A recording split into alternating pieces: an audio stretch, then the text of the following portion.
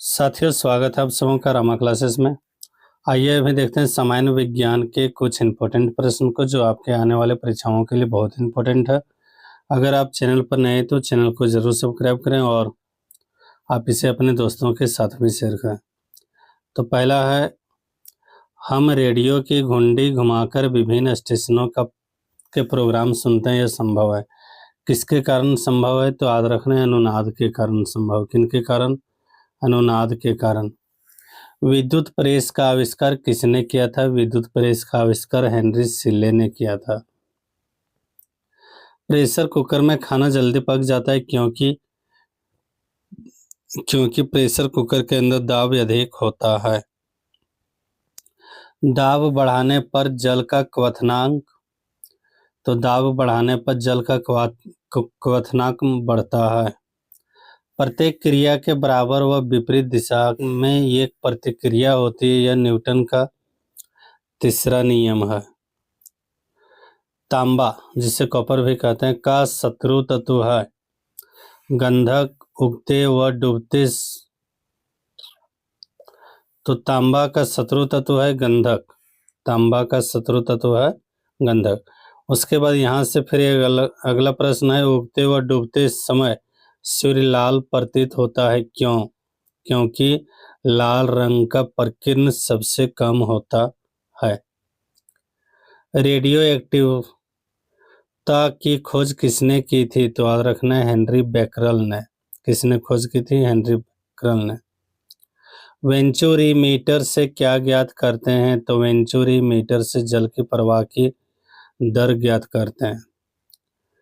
चौराहों पर पानी के फुहारे में गेंद नाचती रहती, क्योंकि पानी का वेग अधिक होने से दाब घट जाता है।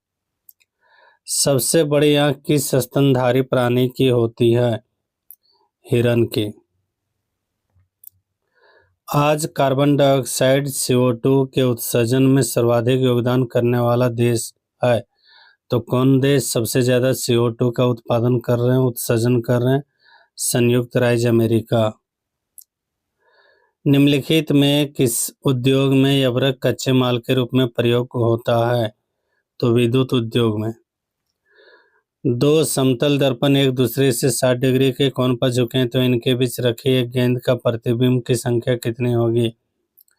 तो इन गेंद की जो प्रतिबिंब की संख्या होगी वो 5 होगी। पानी के अंदर हवा का एक बुलबुला किस तरह बर्ताव करता है? तो एक अवतल लेंस के भांति बर्ताव करेगा।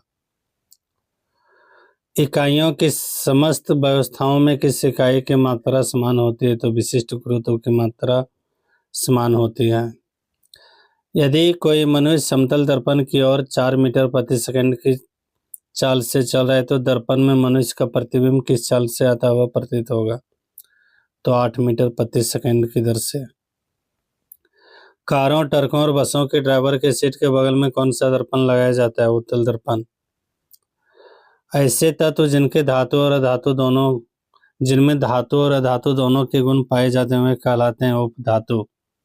जिनमें धातु और धातु के गुण पाए जाते हैं उपधातु। वनस्पति विज्ञान के जनक कौन है? तो वनस्पति विज्ञान के जनक थियोफ्रेस्ट हैं। निम्नलिखित में से किसमें ध्वनि की चाल सबसे अधिक होगी? तो सबसे अधिक ध्वनि की चाल इस्पात में होती है। एक व्यक्ति घूमते हुए स्टूल पर बाहें फैलाए खड़ा है, एकाएक वह बाहें सिकोड़ लेता है, तो वह स्टूल का कोणीय वेग क्या होगा? तो स्टूल का कोणीय वेग बढ़ जाएगा। चंद्रमा पर एक बम विस्फोट होता है, इसकी आवाज पृथ्वी पर नहीं सुनाई देगी। चंद्रमा पर वायुमंडल न होने का प्रमुख कारण पलायन वेग।